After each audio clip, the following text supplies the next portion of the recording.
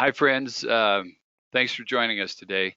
Looking forward to being very transparent about this journey that we're on and give you an update on the progress we've made the last couple of years with the data operating system and be so bold as to suggest that it's a reference architecture, I believe, for the future of digital health and creating a data platform that can store and manipulate and provide access to data that I think is fundamentally important to the future of healthcare. So let's dive into these slides. Okay, so the storyline today starts with a reminder about the fundamental vision and concept behind the data operating system. And so it really is our vision to create a single platform for supporting the three fundamental data missions that we all wrestle with today. That is analytics, workflow applications, and data interoperability and portability all in one platform. And the reason that I advocate this as a CTO and CIO, Chief Analytics Officer, whatever title you want to give me, is that, among other things, it creates a consistent layer of data for all of the missions with a single platform. And I think those of us that have been in the trenches of healthcare IT know that having these on disparate platforms, these three mission areas, creates a lot of inconsistency in data and data sharing. And there's a little bit of I think, an evolution here. If you were around in the 80s and 90s when we were connecting everything in the healthcare system with HL7 messages, now the industry is dominated by single platform electronic health records. And I think that we're headed towards the next evolution of that and taking that concept of a single platform and the benefits of that to a broader use case and a broader number of missions. So think of the evolution of this similar to what we went through from best of breed, disparate data, stitched together with HL7, going towards a single platform in an electronic health record. We're going to do that again in analytics, workflow applications, and interoperability and portability.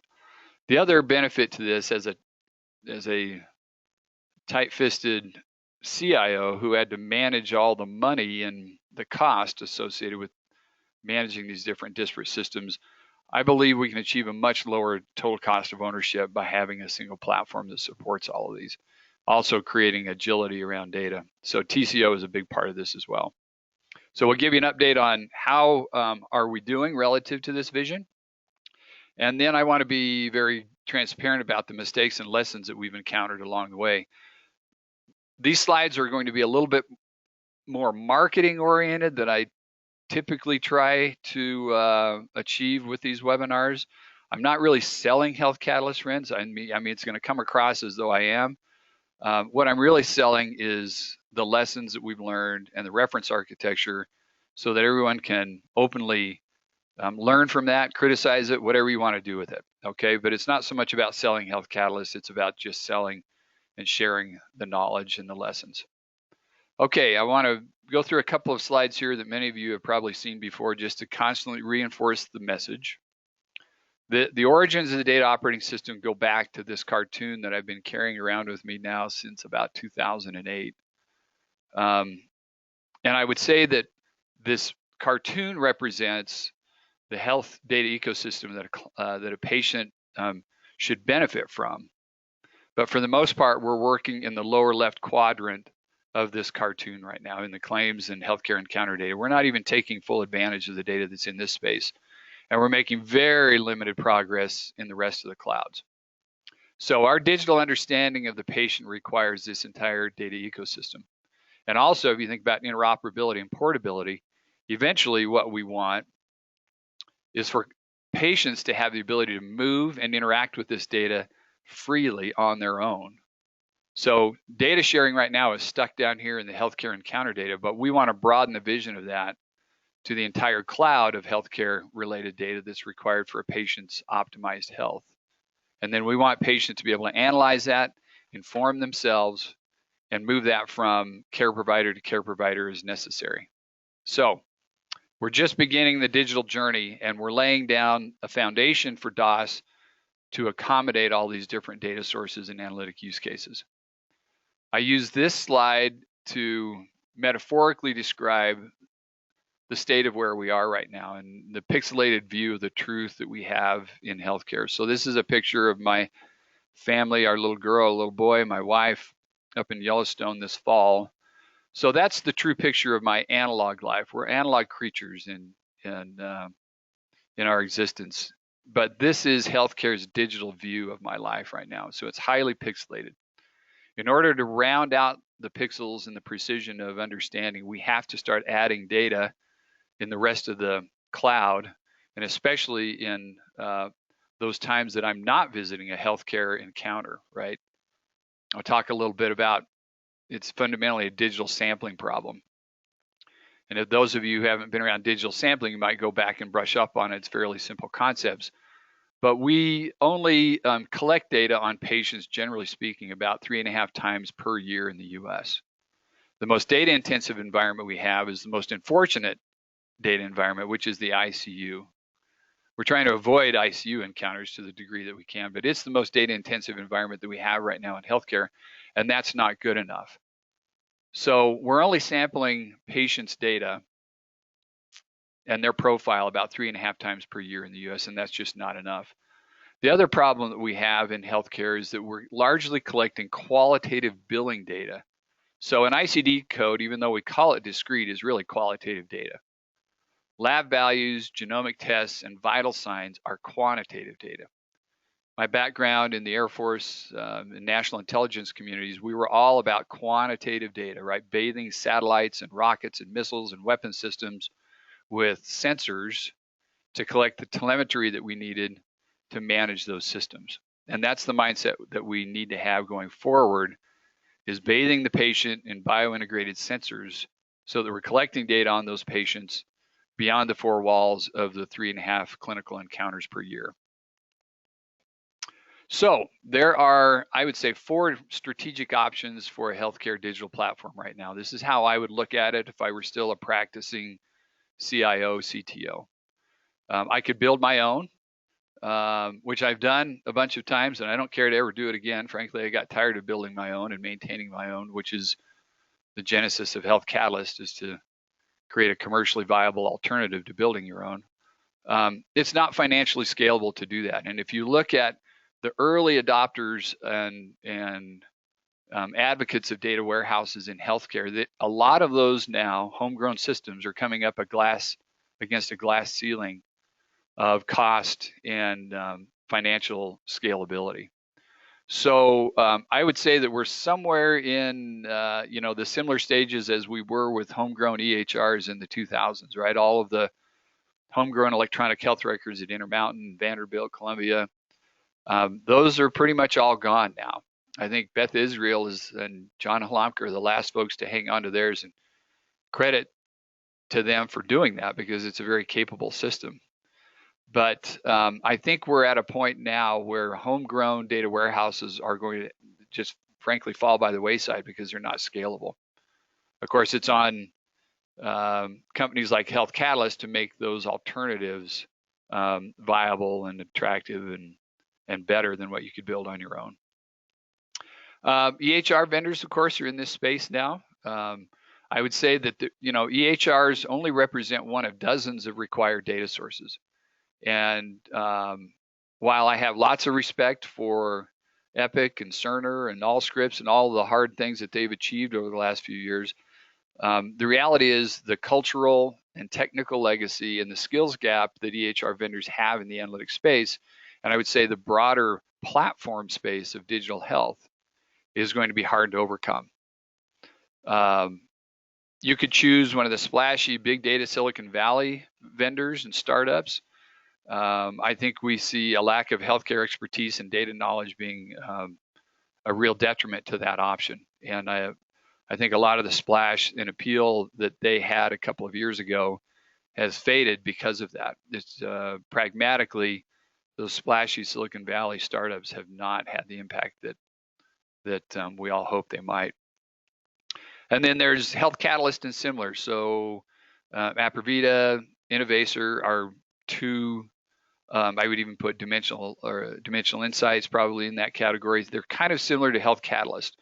Generally speaking, they have more modern technology, deeper data skills, and they tend to be agnostic to data sources. So it doesn't matter what data can be loaded. Those are the 4 strategic options. And what I would suggest is the slides that I'm about to go through, you can hold the reference architecture that we have with the data operating system up against these other options and ask those other options, build your own, EHR vendors, Silicon Valley, how well they line up against this reference architecture, okay? So that's where we're headed. Just a reminder about the healthcare analytics adoption model. We published this a number of years ago. We since gave it away with no obligations, no connection to HIMSS. So John Daniels and James Gaston and the friends at HIMSS Analytics now have the ability to come into your organization and assess where you are operating. I just added a 9th level to this, which is direct-to-patient analytics and artificial intelligence. I think that's where we should all head and sail. But in general, what we're trying to do with the data operating system is move the scarce resources that organizations have up the chain of value, from working it down at the lower levels of wrangling data and data models and trying to standardize vocabulary and patient registries. Let's get folks out of those lower level duties and start moving them up into the higher levels of this model. So this is another way to assess the options that I previously mentioned, is to ask each of the options, the vendors, build your own, what's the plan and what are your abilities to meet the requirements in each of these levels? So ask EHR vendors, ask Health Catalyst, ask the splashy Silicon Valley startups, what are you doing at level 2 to standardize your vocabulary? What are you doing at level 3 and 4 to automate all these painful compulsory measures? What are you doing to help us reduce waste and care variability? What are you doing in pop health, et cetera? So use this as a reference architecture too, and a checklist to explore your options and build your strategy. And then finally, as we deploy and mature the products, the roadmap should support the continued escalation of skills up the levels of value here, okay? So that's high level what we're trying to achieve with the data operating system. And I would suggest that you might want to do the same and take the same approach in your local strategy. All right, so I'm going to give you the reference architecture all in one big bite here, but then I'll build this slide bite by bite in the next slide. I want you to think about this in sort of 2 halves. Everything to the left of my cursor here is essentially plumbing and infrastructure that we've spent somewhere around $96 million to build out. That's, again, the scalability issue that I think most organizations will never be able to achieve. The level of investment that we put in this to automate it is just significant and probably not replicable across the industry. Everything to the right of this then becomes the very differentiating value that you can derive from a platform like this, with data to the masses, how you get data out to the edges of the organization, and how do you build specific, more workflow applications off of this data together. And then finally, what are you doing with a platform to enable client-developed analytics and third-party apps? And the open API is required to do that. Okay, so that's the all-in-one bite. Now let's build this slide out a little bit at a time, and I'll talk about each piece of it. All right, so we know that there are somewhere around 2,000 potential compulsory measures in the industry right now. It's a nightmare to manage those. We've built a product that we call Measures Manager, and it's a content management system for viewing and managing all of the measures that you need to track and the requirements of those in one place. If you're out there in the trenches of healthcare, you know that most of the time this is managed right now in spreadsheets and databases. Quite often, it's hard to keep up with changes, especially those mandated by payers and the federal government. We've automated the movement of those ECQMs from CMS into Measures Manager, so the clients don't have to do that anymore. But we also provide an opportunity for you and a tool here for you to manage and document your own measures requirements, so that there's a consistent place to go And your quality folks, your finance folks, your data analysts all know and understand and are working from a common definition. So it's a really important data governance tool and a really important way to stay consistent with your analytics and accurate with your analytics as well. Whoops, let's go back here. Let's build this slide out. There we go. Right now we work with about 300, a little more than 300 different data sources in healthcare. On average, each of our clients right now has about 20 to 50 data sources that they ingest into the platform. And the more mature clients have somewhere in the neighborhood of 75 to 100 different data sources. So again, going back to the challenges that I think EHR vendors will have in this, and as well as the build your own and the splashy Silicon Valley options, is someone in the organization, someone in those other options is going to have to build out those connections to those data sources, have an understanding of the data model, have an understanding of simple things like change data capture, and incorporate that all into a scalable, affordable platform. We spent a lot of time and money on the ingestion of data and the understanding of those data models. And I think, again, it's a very hard thing for the industry to replicate that. There's just not enough money to continue investing like we have. One of the things that's also different about our approach to this is that we ingest text as a natural part of the data pipeline. So traditional data warehouses didn't deal with text, but we believe it's fundamentally important to blend the discrete data in those sources with the text that's available and land that all in the DOS data lake. And let me comment on this box right here, the Flash data engine. A lot of people will say, well, gosh, why did you build your own data engine? Why didn't you use a product like Informatica? Well, as a tight-fisted CIO who had to pay for those kind of tools in the past, I said, I don't want our clients to have to pay for an Informatica license or similar product. They're just too expensive. They're too horizontal. They're not tailored for healthcare. So let's build our own and just bundle that in the platform. So by doing that, you're saving, several $100,000 per year in licensing and support fees. So again, that's another thing that I just said, we're not going to support that. We're going to have our own, and we're going to keep all of this nicely coupled and integrated in one platform. So we land all the data in the data lakes, essentially untouched, untransformed. Then we start peeling data and subsets of data out of that data lake into what we call subject area marts.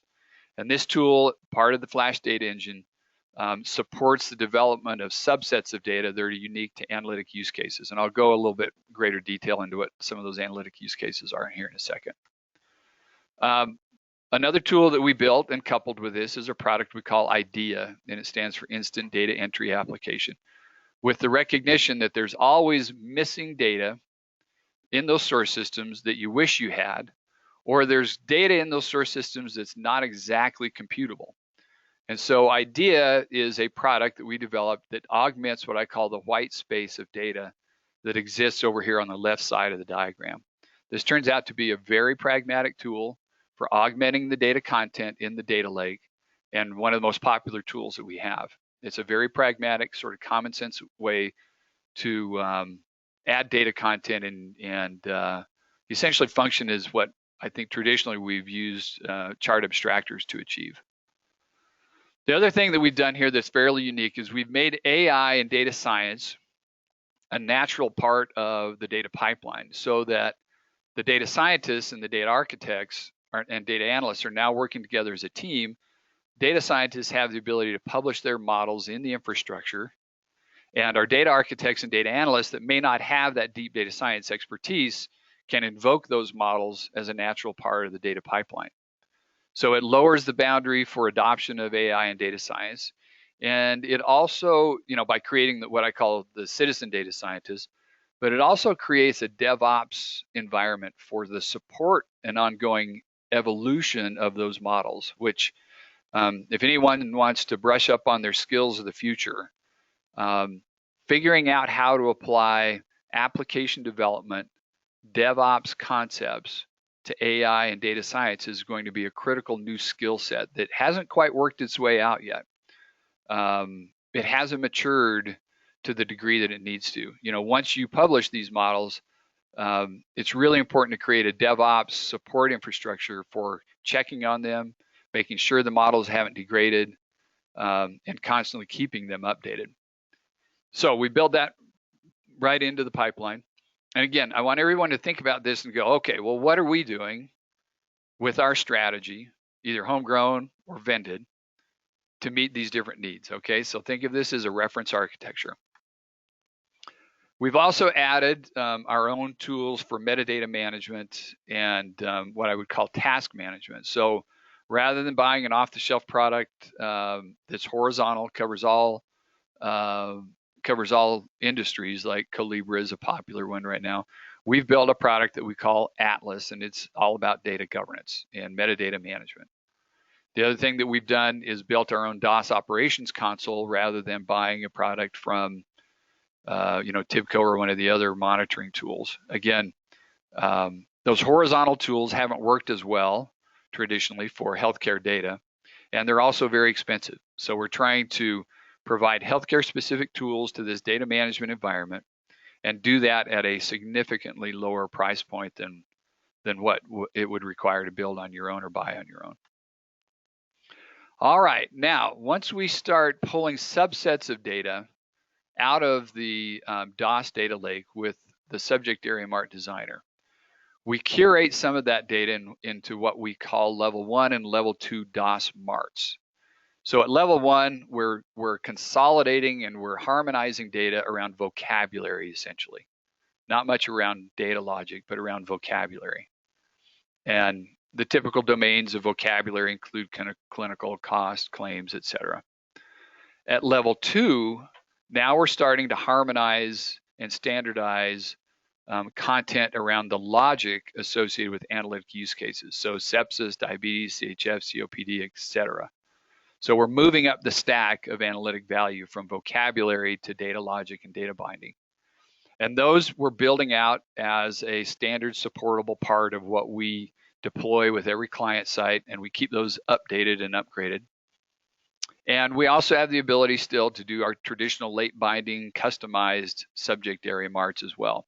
So we will never give up late binding entirely, but we're giving it up to some degree. And I'll talk a little bit more about the mistakes that we made with too much late binding in subsequent slides.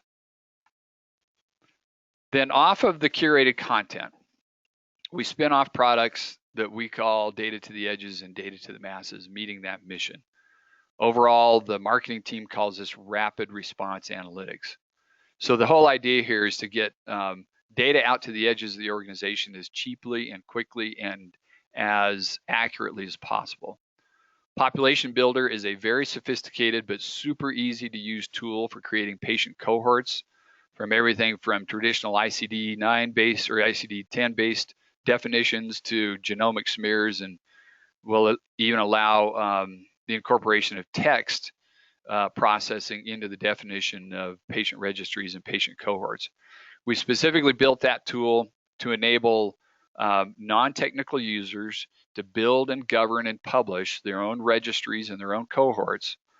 And we also wanted to create an interactive tool so that clinicians, administrators, the quality department, data analysts, data scientists could all sit in a room together and interact with data in a very dynamic way to define cohorts and patient registries as they see fit.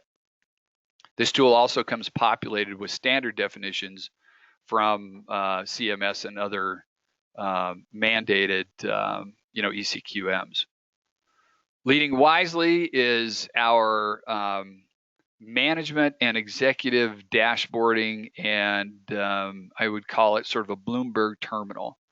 So those of you that have been out in the trenches of healthcare know that a lot of times the extent of an executive dashboard or a management dashboard is a bunch of JPEGs stuck on a PowerPoint slide. And I suffered from that when I was a C-level. And this tool is designed to provide executives, managers, administrators access to the data that they need in the form that they want to see it, and the ability to interact socially around common measures where team-based approach to improvement is important.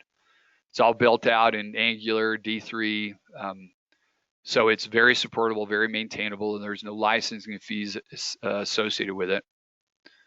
And it gets data out to the edges of the organization for what I call clickers of the world traditionally, the folks that aren't really interested in drilling around in data too much. They just want a quick summary. They want to be alerted about things that are outside the boundaries of their thresholds they've defined, and they want it to be easily accessible. Touchstone is think of it as the data platform of all of our clients' data in one harmonized, de-identified environment. Our approach to that right now is around benchmarking, but there are all sorts of really cool use cases for the Touchstone data. We have about 60 million patients in that with an average of 88,000 facts per patient. And we're just going to constantly build that out and expose that to all the benefits that it could provide to the industry. And finally, we have the ability to push all of these analytics and data back out to the electronic health record. So think about the edges of the organization being in the clinic and helping physicians. We can push our analytics back to EHRs. It's not easy, but we can do it. Some of the restrictions technically and contractually that EHRs place upon us make that harder than it should be, but we're working with the EHR vendors to try to get past those barriers and try to work collaboratively together. And we can push those analytics then back to the point of care and get data out to the edges that way. The next area is what we call data to domains. So if you think of the upper right as sort of broad tools for mass access to data to the edges of the organization, the data in the lower right, the applications in the lower right, is really about specific analytic use cases. So Chorus, for example, is an activity-based costing system that we built to improve the ability to track costs at a more granular level. I frequently describe it as activity-based costing at 20% of the effort, but 80 to 90% of the value. It's a workflow tool. So back to what is DOS all about? The upper right is kind of traditional analytics. The lower right is really workflow tools, right? So we're reading and publishing data back into the data operating system. These are workflow applications. This isn't just read-only analytics. We also have a patient safety monitoring suite trying to address the needs in the market for the chronic underreporting and the significance of patient safety issues and adverse events that we all know about. We have a group of analytic accelerators. I'll talk a little bit more about that later and what those mean. We have a care management suite. We have what we call Pop Health Foundations. We have a product called Community Health that's all around compulsory measures. So these are very specific data to domains, very narrow analytic domains and use cases, and quite often associated with workflow and publishing data back to the data operating system. And then finally, we're building all of this to support client-developed analytics and apps. So we don't want to be the only vendor in the world taking advantage of this. We want all the good ideas that clients have and also third-party apps to take advantage of this significant infrastructure and investment that we've made for the benefit of the industry. So we're building out the APIs to support that. Frankly, we haven't built out enough of those APIs. My team and I are not quite satisfied with the progress we've made, but this year, among 6 themes that I have this year as CTO, is the progression of what I call the DOS developer program, which will put a lot of emphasis on client-developed apps and third-party apps to enable that. Okay, so that's the piece-by-piece description of the different parts of the data operating system. Now, I want to just share with you, again, for the sake of kind of impact, an example of all the different compulsory and internal measures that we manage and deal with right now, and that a lot of you folks deal with, that we are making as commoditized as we possibly can so that you folks can move up the chain of value. Okay, so there's some of the examples we have. There's clearly not 2,000 here, but there's many more. So that gives you some idea of all the compulsory and internal measures that we are supporting with the data operating system. This is a list of all the 300 data sources that is frankly outdated as soon as we publish it and update it. And I hope by the time I retire that this list is somewhere around 2,000, which is, again, rounding out that cartoon that I described earlier. These are the data sets that we're going after. And I want to emphasize that it's not enough to just ingest data. A lot of the Silicon Valley startups and the public cloud vendors will say, oh, yeah, we can ingest data, no problem. We can connect to any data source. There's some truth to that. I think they're also overplaying that a little bit. What's really important is not connecting to it. It's knowing how the data models are developed, where the data is stored, knowing simple things like change data capture. That's the hard part. It's not about connecting to these source systems and sucking the data in. It's knowing what to do with it, understanding the content, and also the pros and cons and the gotchas that are hidden in the data. That's the most important thing. And that takes a lot of time to build. That's just the in the trenches, mistakes, learning, and constant iteration that is frankly very, very hard to replicate if you haven't invested in it. Okay.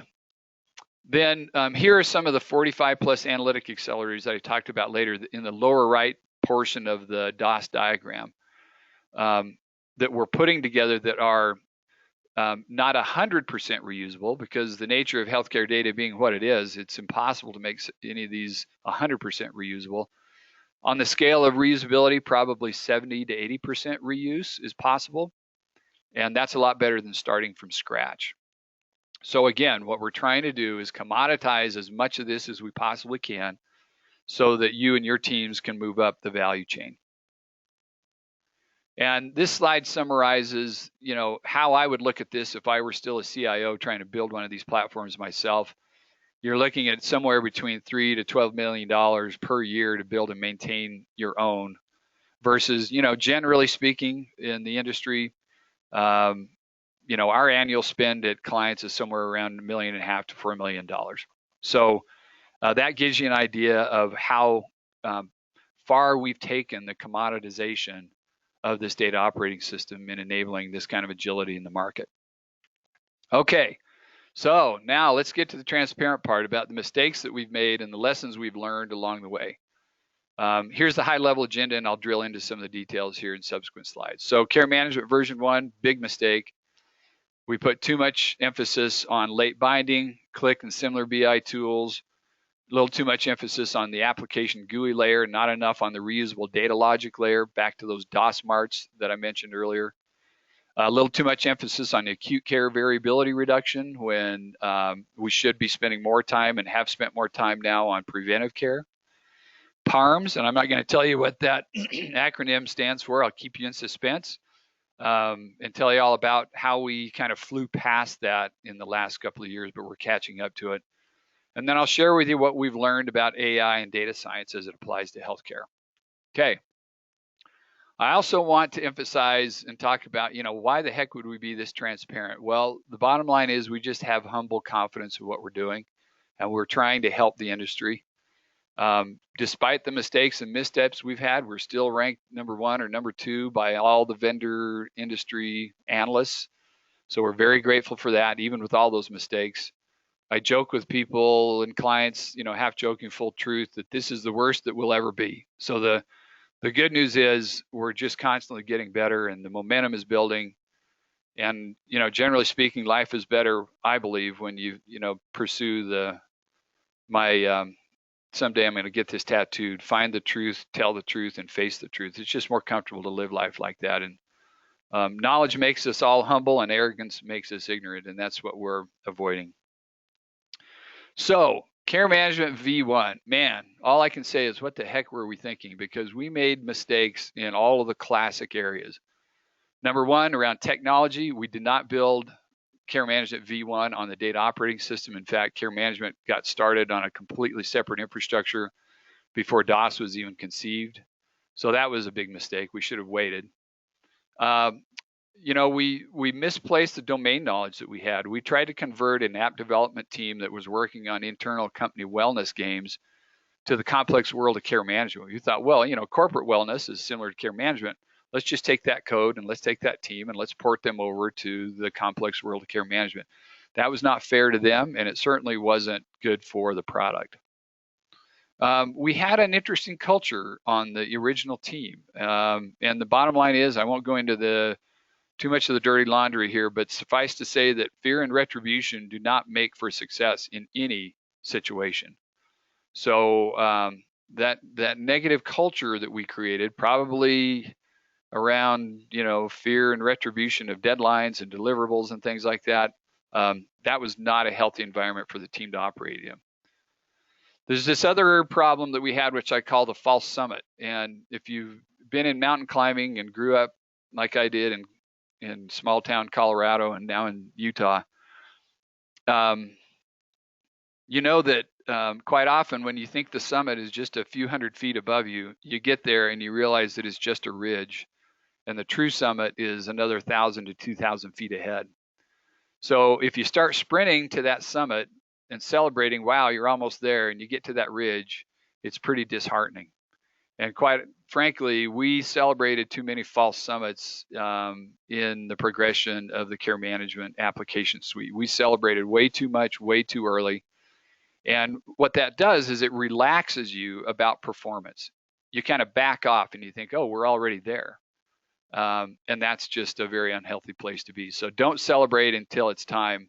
And then even then, celebrate for about 5 minutes and then get back to work. So we went back through the industry. We did cash refunds to our clients. We created a better culture for the team. We added some new hires with new expertise in care management. And we're going to produce Care Management V2 in fall of 2019. Happy to chat and have a specific webinar on just that topic and everything that we've learned, and bring the current leadership into that discussion. Okay. Too much late binding. So it's pretty ironic that I introduced the concept of late binding to healthcare back in 1997, borrowed from work that I was involved in the Air Force and National Security Agency. But the reality is, too much of any good thing makes for a bad thing. And late binding was a novel concept at the time, but concepts are easily copied. Late binding is not a product, it's a concept. And the way we implemented it did not encourage reuse of data and logic.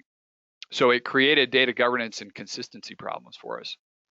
It also led to performance problems in our platform because you're proliferating all these late binding data objects. You don't have any curated data. You just keep repopulating these late binding data objects. Well, pretty soon you've got thousands of data objects that are all requiring loads, and it just starts dragging down performance and reliability. So our response to this is the acceleration of our DOS marts, which are these curated data models that exist between the extremes of an enterprise data model and a late binding data model, right? And if you operate in either one of those two extremes, we know that enterprise data models don't work. I don't even hear anybody talking about those anymore. We still want to pursue late binding when it makes sense, but we're not going to operate in either one of those extremes, and we're certainly going to back away from late binding on everything. So pretty significant lesson learned there. We put too much emphasis on Click and Tableau. They're great products. I love them. They should be a part of every strategy of analytics in healthcare. I would add probably Power BI to that tool belt as well. But the reality is they are not suitable for every analytics use case or user persona. And also licensing is pretty expensive for those tools. So I've always advocated that in analytics, you have to accommodate 3 user personas, and I call those designers, drillers, and clickers. So a designer is kind of the engineer, the programmer, the SQL writer, also, lower level code, Python, R, Angular, etc., JavaScript. Drillers are the people that want to interact with and pivot around tables and things like that. They're a great user persona for Click, Tableau, and Power BI. Most of the world, I would suggest probably 70% of the world, are clickers. And that is, those are folks, executives and managers in particular, who want to be notified when they need to know about a threshold that's been broken. They want a link to click on to get a quick, understandable view of the data that they need to be aware of. They want to subscribe to the data that they want to be notified about. They want to make a very quick decision and an accurate decision. And then they generally want to either delegate the follow-up or interact with other team members about how to achieve a positive trend in the reports that they're concerned about. So Population Builder and Leading Wisely, those products that I mentioned earlier, are our response to that need for clickers. We'll always offer products and accelerators with Click, Tableau, Power BI, etc. But now we have products that support clickers. So I would suggest as you build out your analytics strategy, you think about how you're going to get data in what format and what method of expression to these different user personas and how to do that affordably. So yeah, the tools that I list down below are examples of how we've addressed all three user personas while not giving up on Click, Tableau, and Power BI.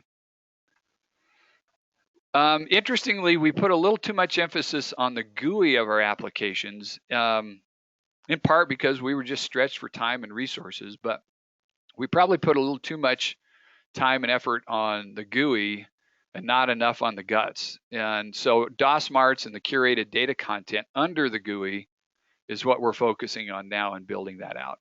So that's our response to moving from GUI down to content and providing that reusable infrastructure underneath the GUI. You know, the truth is we put a little too much emphasis on acute care variability. We're still having a little bit of a challenge letting go of this as our primary business model. We all know that optimizing prevention of care is becoming more important. Optimizing acute care is critically important and will be forever, right? I don't want to dismiss that. But we all have to acknowledge that there's more to the analytic needs of healthcare that include, you know, how do you make these clinically questionable compulsory measures that are tied to the reality of reimbursements, whether you agree with those compulsory measures or not, whether they're a pain in the neck or not. The reality is they're still tied to the reimbursements. They're still tied to status measures like U.S. News and World Report. So you have to deal with them. The goal then is to make those as hands-free and as commoditized as possible so you can spend more of your time on the higher value levels of the analytic adoption model. We all know that managing chronic conditions with risky health status when money's at stake is critically important. And then there's opportunities to optimize shared services like radiology, lab, pharmacy, supply chain, and even marketing, where they can benefit from a platform like this. And it doesn't really have anything to do with reducing clinical variation. It has to do with throughput, efficiency, adequate, appropriate utilization of the assets in those areas. Okay, so you'll see, and we've been shifting from this acute care focus to these other areas for the last couple of years, and you'll see more of that going forward.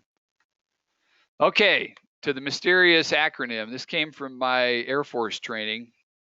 Parms is what we were all about in information systems engineering and command control communications intelligence, and it stands for performance, availability, reliability, maintainability, and scalability. And it was beat into our education and professional training to engineer the military information systems to support Parms. And that's why the military still has information systems around that are operating just fine and have evolved for 35 years.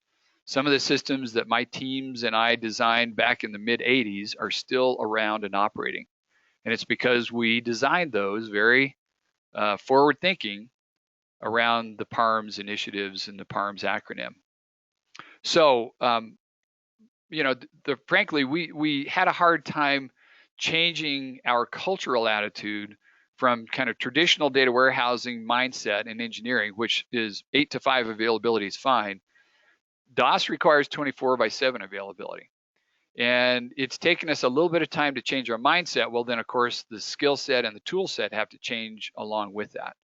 So we're one of the key themes for me in 2019 is Parms and how we make sure that the data operating system can support 24/7 availability. It's not an 8 to 5 data warehouse anymore.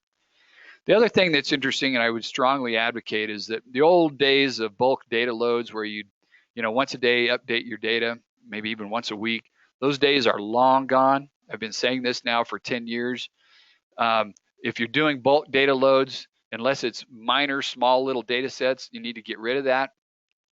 And just recognize that constant trickle feeds when the source systems change is the best architecture, because then you don't have complicated load windows to manage. You have the opportunity for real-time analytics and decision support.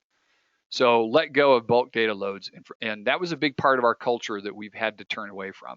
We're now into more real-time constant trickle feed architecture. I mentioned earlier, it's not a traditional data warehouse. It's a mission critical platform. We have to function like that. I mentioned earlier that late binding contributed to poor performance. We're backing away from that. And 2019 is the year of Parms for DOS and for what we're doing. Okay, we're about to end this portion of the conversation. We've had some interesting lessons learned around AI and data science, and I would just suggest, and again, this kind of gets back to, the big Silicon Valley vendors, Google, Microsoft, Amazon, who have incredible AI capabilities, but boy, their healthcare data and domain expertise is significantly lacking. And in fact, talking to folks that are now hired into those organizations from healthcare, the dominance of the culture is taking over whatever healthcare domain expertise they're hiring. So they have some struggles ahead. But that data and domain expertise is critically important, probably more important now than the algorithm expertise, because algorithms are essentially becoming a commodity. Those of you who've been around for a while might remember that we started the healthcare.ai community and website. That was interesting. I looked at that when we started it, and I wondered if it would turn into sort of an academic teaching opportunity, that's okay. But the reality is we need to produce viable, pragmatic AI models and get those out to client sites. Rather than trying to educate the community, we need to deliver results to the community, and that's the best form of education. So you'll see us kind of backing away from the time and the money that we spent on healthcare.ai so we can focus on execution that delivers value to clients. Knowing how to apply those algorithms to healthcare is not a commodity. So it's concepts like experimental design and research methods that are really important to understand in healthcare if you're going to be a successful data scientist. You don't have to be a PhD with algorithm expertise. I would suggest you need to be fundamentally familiar with these concepts like PICO and experimental design and research methods. Even if you don't practice those to their fullest, you can think about them conceptually as they relate to healthcare. Right? This is not the web environment they're working in. This is not rockets. It's not cars. It's not Silicon Valley. We're in a very different environment in data in healthcare. And you have to have a mental mindset about how to approach data in healthcare that's different than other industries. So what I'm suggesting is, if you want to be a data scientist, spend your time understanding experimental design, research methods, and PICO concepts, then start building your skill set and your tool set for data science. So we're stepping back from the production of models right now to the production of mindset. And we're really grateful that we hired Jason Jones from Kaiser, background at Intermountain and Bayer, has a PhD in biostats, and also has worked operationally in healthcare analytics. So he understands the academic side of analytics, he understands the operational side of analytics in healthcare, and has been a great addition to the team. All right, I think that might be my last slide. It is. So Sarah, I'm going to turn it to you, friend. You've got an announcement, and then we can take questions and feedback, and I'm happy to stay on past the hour if folks want to continue the dialogue. Perfect. You have had a lot of questions coming in throughout. Okay. Apologies there. So we do have one just closing poll question that I'm going to launch before we dive into that Q&A. After today's presentation, some of you may want to learn more about DOS. Dale went into great depths here, but you may still have questions about specific aspects, and you may want to know more about other Health Catalyst products and professional services. If you would like to learn more, please answer this poll question. We're going to leave that open for a moment as I pull up your questions here, and we'll just kind of start at the top, Dale, unless you see one that you want me to jump down to. Sure, you bet, Brendan. Let me see here. So D. Sams asks, where do you see pharmacy and pharmacists playing a role in the world of data analytics? Well, that's kind of two questions, I would say, friends. Pharmacists are, already well known for the value they add, just the knowledge that they have about therapeutics, and the importance that they play in a team-based approach to care, and including, many countries now let pharmacists function as what amounts to primary care physicians. and they've increased their licensing capability. So their domain expertise, we have a couple of pharmacists, for example, on staff here. Their domain expertise in patient safety, pharmaceuticals, and therapeutics is invaluable. The other part of that question is, how do you see pharmacy? Well, there's all sorts of analytics about just the comings and goings and the day-to-day operations of a pharmacy that can help you understand and manage the business of a pharmacy, the patient movement of pharmaceuticals, medication adherence, is critically important, right? We all know that medication adherence is a problem in the industry. So I guess that's what I would say, Dee, is that I think pharmacists and pharmacy-specific data is largely underappreciated right now, but we appreciate it, and you'll see us spending more time on it in the future. Tony Hussein asks, please define your target market for your product and or your reference architecture, DOS. Tony, for the most part, our client base is made up of healthcare providers and, clinics, hospitals, big integrated delivery systems, but we also address small community hospitals with our products. We now have a foothold in what we would call the risk arbitrage or risk management market. So, for example, clients like Acute Health and Agilon that are managing risk for clinics and physician networks. So they're not actually in the care provider business as they are in the risk management business, outreach and lowering risk reduction for clients. We have growing interests from international markets where the economics of healthcare are better aligned around reducing cost and improving quality as opposed to the fee-for-service market in the U.S. Let's see, what market segment am I leaving out here? I'm forgetting one, I think. I think that's all I can think of right now, Tony. So those are the target market. Michelle Temple Wong asks, can you mean by text processing natural language processing? Not really, Michelle. There are plenty of natural language processing vendors that are way better than we will ever be. That's a very unique space. So the way we're approaching natural language processing text is to provide the data as a platform, just like we are everything else. So we have what amounts to text DOS marts, so that if you're an NLP vendor, you can plug into our platform. You don't have to do the plumbing to get to the text. We've already provided the text for you, and you can analyze and use that text in any way that you see fit. So that's one use case. It's text as a platform mixed with the discrete data that traditional data warehouses typically manage. The other use case is we're using, I would call more simple but direct domain-specific text processing in NLP in our population builder tool and also in our patient safety tool.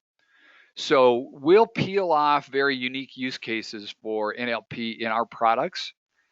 Care management will be another one in the future.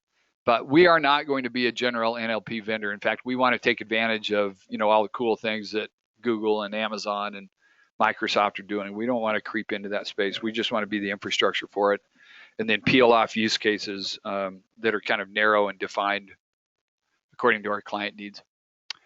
Let's see here. So let's see. Next question. Can you discuss more on the DOS data lake structure to support and enable AI? Conceptually, my definition of a data lake is that it's essentially a landing spot for data in its raw high fidelity form. So literally no transformation. You land the data there. Most of the time, nowadays organizations will land that data in a big data stack, Hadoop and other big data products. We can do that. We don't do it. We haven't felt a compelling need to do that yet because most of the data that we deal with in healthcare right now is relationally oriented. So it's just easier to land it in a relational format. We're getting into the time series data more in the future, and we've already tested that concept. We can load and stream that data into a big data stack.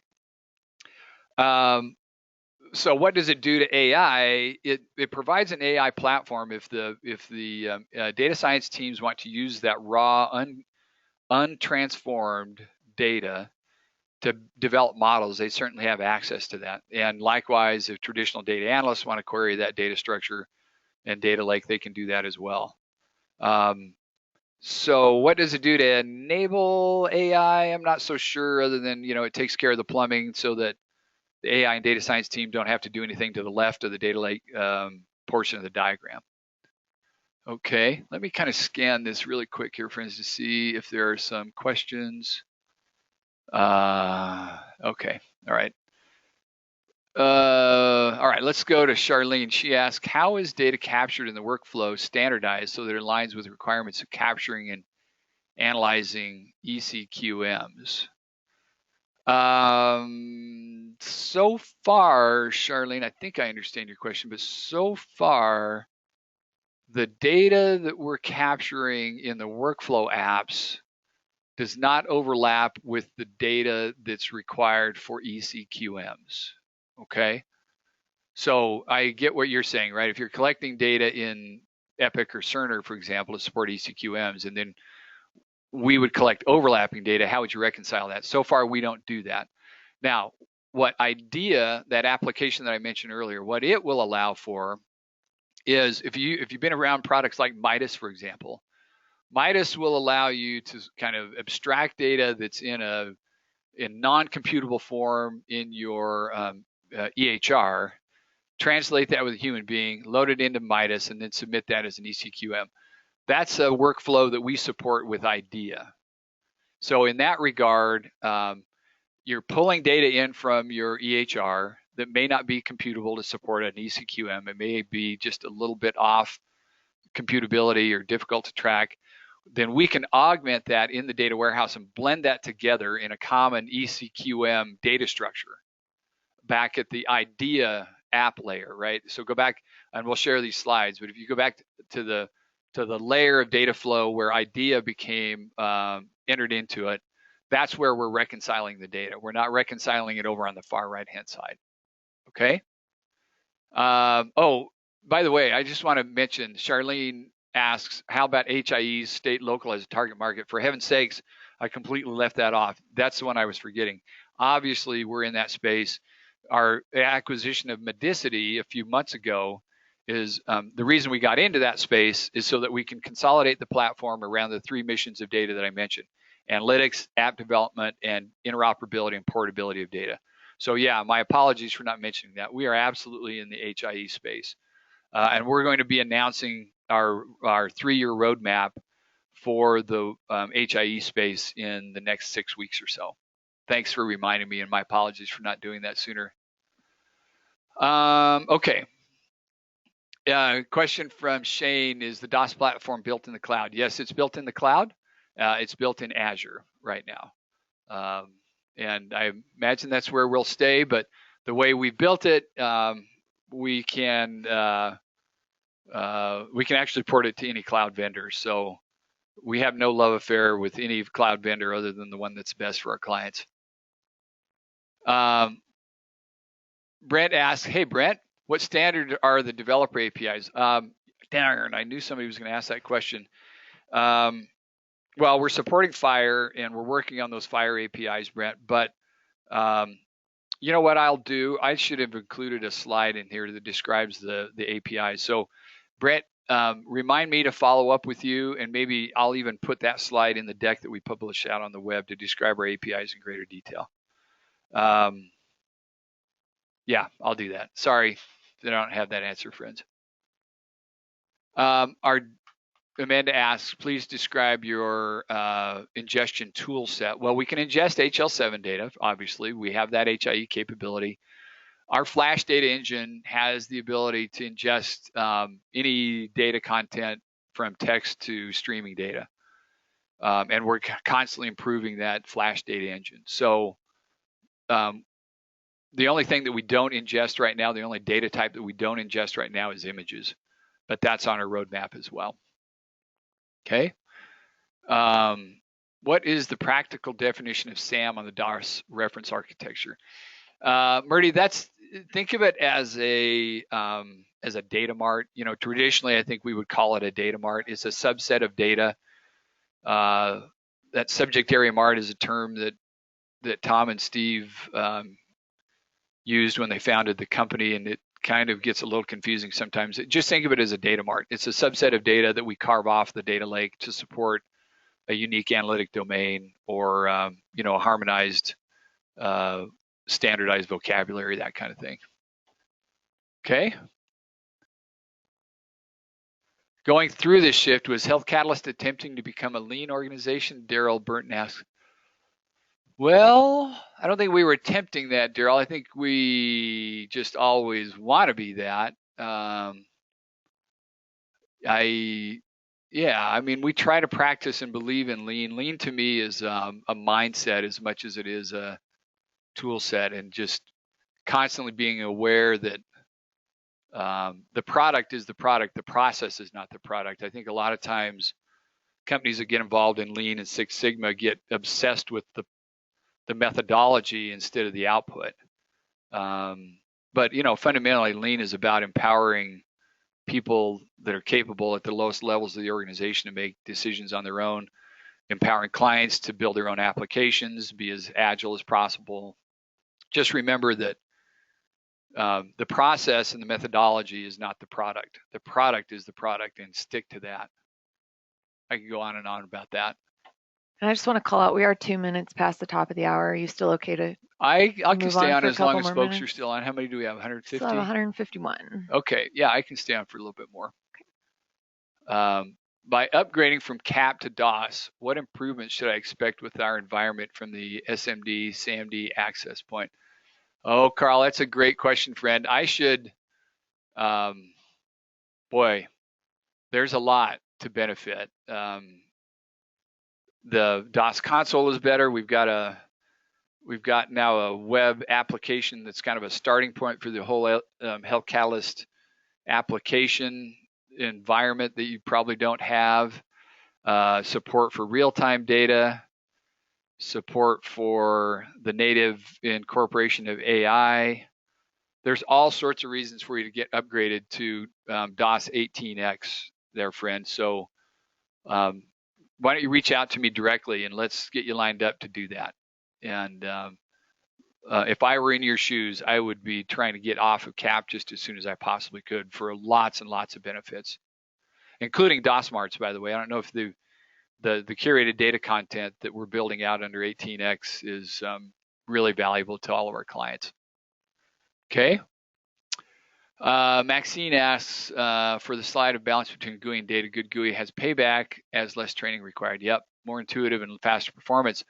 Without nice GUI, no matter data we could drill down on, people will not know how to use the application. Totally agree. However, data is more important. Without deeper data adhered to the application means nothing. Yep. So how would you like to balance the two for the application development? Well, that's a good question, friend. I mean, I think now we're pivoting back to the balance, right? So we've invested a lot of time and money in the GUI, which is great, as you mentioned, but it's now we need to build out the data content under the GUI so that there's something meaningful underneath it.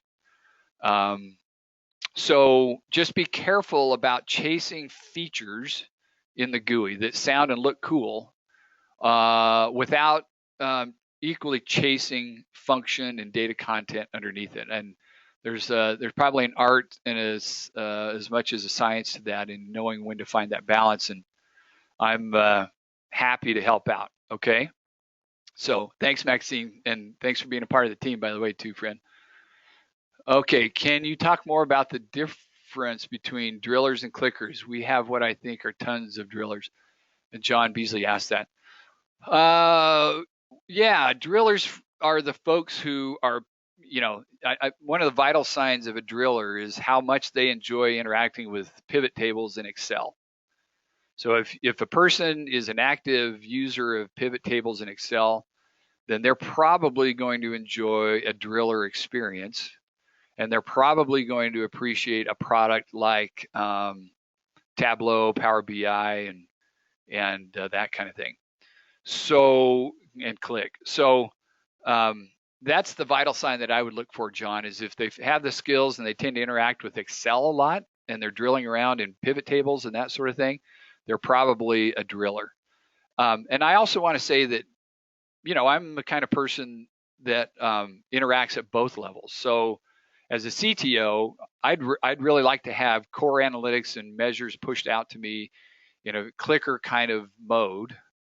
But there are times when I'd like to drill and interact with data at a deeper level. So in my tool belt, as you address me as a client in your organization, as a customer in your organization, you just kind of ask them questions about how they want to interact with data. And it could be that you have to put both tool sets, both tools in their tool belt. Okay. All right. Jessica Corona, how did you get your claims data from CMS? Well, there's kind of a whole process. We pay for that data for one thing, friends, so you can subscribe to it and pay for it on an annual basis. Of course, there's open data sets that CMS allows, and we bring that in too. But there's a whole subscription-based process that we belong to that allows us to pull that data and keep it updated. Again, happy if you need to know more about that, I'm happy to put you in touch with our team that maintains that content. Robert Kaku, why does too much late binding cause problems? Well, as I mentioned, Robert, what it doesn't tend to encourage is reuse of data and objects. And if you go back to the litmus test that I apply to deciding when to bind data and kind of lock it down in a data structure, ask yourself, have we achieved comprehensive and persistent agreement about the data logic in question? So I'll give a great example, right? We still debate in the industry about the definition of hypertension. There are multiple definitions of a diabetic patient. So you need to decide which of those definitions, typically driven by a reimbursement model, that you have to adhere to. Financially, you've got to follow CMS, or you've got to follow the Blue Cross definition of a hypertensive or diabetic patient. So rather than taking a late binding approach to that and saying, well, we're just going to bind that, when the analytic use case calls for it, go ahead and bind that up front according to that definition. Publish that through the tool we call Population Builder, and then you've got a place to govern it and evolve it. And also use Measures Manager to help manage the progression and manage the evolution of those definitions. So late binding, if applied too much, becomes kind of a lazy person's approach to just binding data at the last minute when you need it. You don't have to do any forethought or planning. And that does not encourage consistency of analytics. It creates all sorts of data governance problems. And the other thing that it encourages, because you're not reusing any of those data objects, is it creates performance problems and management problems in your platform at the technical level. So just be careful about over applying late binding. And when you can find relatively comprehensive and persistent agreement about data bindings and logic, go ahead and lock those down and follow a more early binding approach to those, rather than late binding and recreating the wheel all the time. Okay. How will EHR and blockchain integrate in the future? Daryl's asking. Oh, well, I don't know, friend. I think blockchain's oversold right now, and I'm the first to jump on good ideas. Blockchain's very cool, but it has all sorts of performance problems right now. The fact that it's inherently built not to be private has some security implications in healthcare. I mean, you got to think about it. Blockchain is all about openness and visibility of the ledger. And when you start applying that to healthcare privacy, I just think it has significant limitations.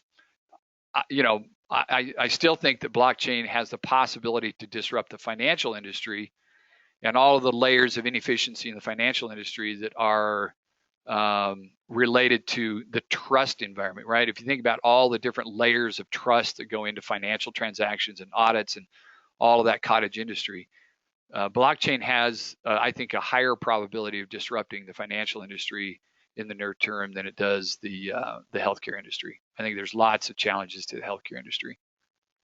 Okay. how do you view DOS, or are you driving DOS to serve as the total data management solution, or is the goal for DOS to be the best analytics solution? Stephanie's asking, Stephanie, I want DOS to be the consistent data platform to support the 3 data missions that I mentioned in the first slide, which is I want, as a CIO, now as a practicing CIO, CTO out in the healthcare organizations, right? If Health Catalyst was selling to me and I was planning for the digital future of healthcare, I would want a single platform that I could use for analytics, unique application development, and interoperability and portability, the exchange of transaction level data all in one platform. And I'd want that platform to be able to support the ingestion and the management of data throughout the cloud of that cartoon that I depicted in the early slides. Okay, so I want one platform for the future of healthcare that supports those 3 mission areas in a consistent way. Okay. Let's see here. Let's go to Andrew Peterson's question. Would appreciate some comments on the role of FHIR in the DOS. Well, we're doing our best to build APIs around FHIR. You know, the truth is, I mean, FHIR is a good framework, I must say. So I support it. I think it's wonderful. The origins of FHIR go back to rebellious opposition to message-oriented architectures and moving to APIs. It's a great movement. You know, it hasn't evolved as quickly as it now. The drawback is because it's, you know, essentially an international standard. Standards-based groups like that tend to evolve quite slowly. And so that's what we're seeing right now, is that the progression of FHIR is just not moving as quickly as we'd like to see. And then the other side of that is that where we can, we're kind of extending FHIR on our own, acknowledging that FHIR is going to catch up at some point. We generally want to be supportive of FHIR, but it's just not moving as quickly as it should. And I want to be very frank and honest too, friends. We're not as capable with our APIs, our FHIR APIs, as I would like us to be yet. And it's just a matter of we've just been working on other things. So one of my themes in 2019 is the development of the DOS developer program, and we're going to put engineering resources on API development, which will include FHIR acceleration in 2019. Okay, let's see here. How do you transfer, this is from Nancy Coney, how do you transfer the data to staff caregiver queues? Great question, friend. So I'll try to remember all the different ways. We can do it through our Click and Tableau applications. For example, we can drive work queues back to the caregivers through that traditional user interface. We can inject work queues back into the EHR. We're doing that quite a bit. In our care management suite, an application, of course, that's all about prioritized work queues, and so that's all natively built into the application. In our patient safety surveillance suite, it's all about work queues, and that's all been implemented in a web framework and a web application that we can embed in the EHR or do it standalone for, you know, morning rounds, afternoon rounds, that kind of thing. So there's that answer. Peter Marks asked, this is a big investment. Do we have to go all in? How can we start and demonstrate outcomes to executives? Can this happen in a few months? Yeah, we quite often engage like that, Peter. We feel very confident that we can kind of go at risk, and we can deploy the platform so quickly, and we can accelerate to improvement so quickly that the value becomes pretty evident and undeniable. So yeah, we're definitely open to that, and we kind of enjoy that pressure. Yeah, so thanks for asking. Yeah, let's see. So Stephanie asked another good question here. The healthcare data sphere is not just the data an organization creates, but the data that it can acquire. Yeah, totally agree, right? That's why more and more Health Catalyst is becoming a digital systems integrator. So we're going to get into the data production business and enable our clients to produce their own data where data does not exist, but it's also the acquisition of data, right? I always advocate, if I were still a practicing CIO, I'd have a strategic data acquisition plan to round out the understanding of the patient in that cartoon that I had in the slide deck. So there's some data that we have and that we are producing as healthcare providers, and there's some data that we don't have. So what's your acquisition strategy going to be to get that data that you don't have? And lay that down as a 5 to 10 year roadmap. And I still have yet to see any healthcare organization in the US build out a strategic data acquisition roadmap that's as formal as any other strategic roadmap. Still haven't seen that. You have one other part of your question. How readily does DOS and all of its pre-built capabilities receive periodic third-party data and days of service? Well, we're capable of that. I mean, we're kind of already doing that, I think, Stephanie, if I understand your question. But I'll just say that we totally recognize the need for that, and I would say that we're already doing that.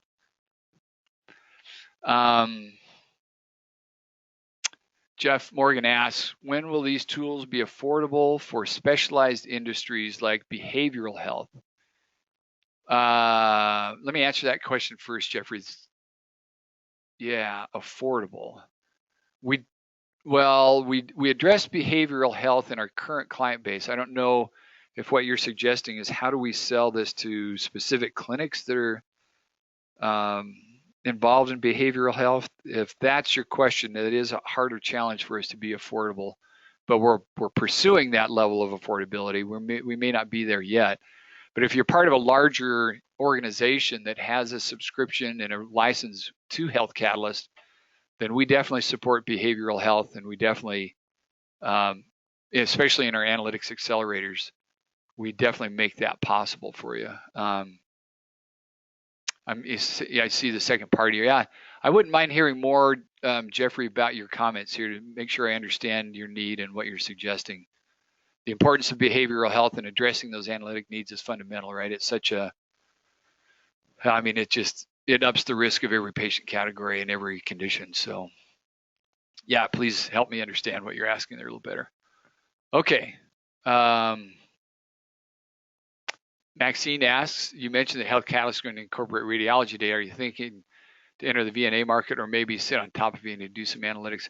I don't know yet, friend. I think, again, what I'd like to provide is a single platform for all of the data that's necessary for those three missions that I mentioned earlier. So I don't know. I haven't thought about it much yet, but what I do know is that making imaging data easier to access and easier to analyze within the context of the discrete data we talked about, the text data that we talked about, interoperability and portability that we talked about. Imaging data is kind of fundamental addition to each of those mission areas. And I don't have a strategy well lined out for that yet, friends. So happy to learn more and talk more about that. Suzanne asks, how do you see challenges around sharing and collecting PHI and utilization of systems like DOS? Secondary usage around patient care and operations consent and concept of data ownership. Is this taken into consideration in the architecture? We're actually working through that, Suzanne. It's you know, in the US in particular, it's kind of interesting. HIPAA, for example, has defined pretty rigid standards and behaviors around security of data, but privacy of data is still largely undefined. And what we find in our clients is a lot of local definitions about data privacy. So as opposed to GDPR, right, in Europe, where very specifically privacy is defined, and the consumer has a lot of data rights that are very specifically legislated in GDPR. We haven't seen that sort of thing happen yet. Vermont is moving in that direction as a state. They just passed a law not too long ago that forces data brokers to declare and register with the state. If you're going to offer services in the state, you have to declare that you're a data broker, and you have to declare how that data is being used. So here's one thing that I am a strong advocate for. Number one, we have to utilize this data. It's almost as important as donating blood now. Donating and contributing your data to the betterment of healthcare is, I think, fundamentally important for all of us in the entire population. Maintaining privacy and confidentiality is, fundamental to that. I would like eventually to have a model in which the economics, if we benefit, for example, Health Catalyst benefits from any economic secondary use, then I want to find a way to very tangibly return those economic benefits back to patients and let them see how they are benefiting economically or from their healthcare improvement through the contributions that their de-identified data has played to Health Catalyst benefit. So that's one thing we're pursuing and investigating. The other is, let me tell a quick story. I had a colleague when I was back in the Air Force National Intelligence Community who she casually mentioned one time to a physician that she occasionally suffered from depression. Well, this person had a top secret clearance. She didn't have a chronic problem with depression. She casually mentioned it. It got entered into her medical record as a problem, an ICD code. It got entered into her clinical notes. Well, when her top secret SCI clearance, which is the highest level of top secret compartmented information, when it came up for her background investigation, that came up in her record, and they put her clearance on hold and delayed the renewal of that clearance because the investigators perceived depression as a security risk. So I'm a giant advocate for patients taking greater ownership of the data that's contained in their electronic health records. And things like forgetting data and frankly, eliminating data, that has to be the future of healthcare, right? Does it really matter, if you're 50 years old and you had a sexually transmitted disease when you were in college? Should that still be in your record? Probably not. And you should have the right to eliminate that. So we haven't quite figured out how to do that yet technically, but conceptually we appreciate it. And we want to be advocates for that sort of thing in the industry. Okay, let's see here. Next question from Brian. Hey, Brian Gregory. Cleaning data from spreadsheets is a big problem. Do you have an installation roadmap that tackles that problem so that some analysis can be done before you migrate all those spreadsheets to a cleaner data warehouse? No, the short answer to that is not really, Brian. The best way to clean up data is to expose its ugliness in public. And so what we generally do to clean up data is not take ownership of the cleansing, but take ownership of the exposure of the dirt and get everybody motivated to see the value of cleaning up that data and the importance of cleaning it up and making good decisions. We're improving the tools that we have to assess data quality. And I'll describe to you the definition that I've followed for data quality for a long time. And that is data quality equals data completeness times data validity. Completeness is pretty straightforward, right? Are there a lot of nulls and missing values? That's easy to understand, easy to compute. And then understanding why there are nulls in healthcare is really important too. It's not like a sensor that's dropped telemetry on a satellite. If a patient drops a lead because the adhesive is irritating their chest, that's a very different null value than a sensor that outright fails. Or if a nurse decides not to collect a vital because they don't want to wake up a patient that's otherwise doing fine, that's a very meaningful null value that you want to understand. Data validity is a harder thing to manage in healthcare and harder to understand. It can include things like cardinality checks. It can include things like references against gold standards. Those are computable.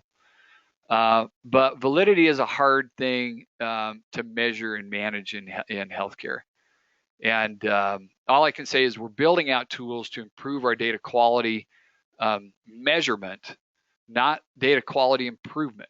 So we fundamentally believe that you have to clean up data at the source level, not take on the responsibility of cleaning data when you load it in the warehouse. So we're building out tools constantly that improve the visibility of poor data quality, realizing that there's this asymptote of difficulty in healthcare that no tool is ever going to be able to fix completely. Okay, last question, friends, thanks for hanging in there. Hi, Dale. You mentioned Click and Tableau are expensive and best serve a smaller population of users, the drillers. Will Health Catalyst develop a standalone data visualization tool embedded in DOS? Well, that's kind of what we've done, Mark, with Leading Wisely. It's not the same kind of tool and experience that Click and Tableau provide. So we're not going to compete with them in that space. They're great tools. They're way ahead of us. Power BI and Microsoft's strength is coming along in that space. There's no way we want to get into that. But Leading Wisely provides the, I would say, limited driller capability, but lots of clicker capability for the clicker personas of the world. That Click and Tableau are frankly overkill. So yeah, we're developing tools in analytics that that push data to the edges of the organization and address those three user personas that I mentioned earlier, and let Click, Tableau, Power BI, let them occupy the space that they're good in. And we'll provide a cheap embedded tool set to get data out to the other user personas in the edges of the organization. Okay, holy smokes, I'm going to stop talking. Thanks, everybody. I really appreciate all the great questions and look forward to further dialogue and anything else that we can do to help. Great. That was fantastic. An extra 27 bonus minutes there of Q&A.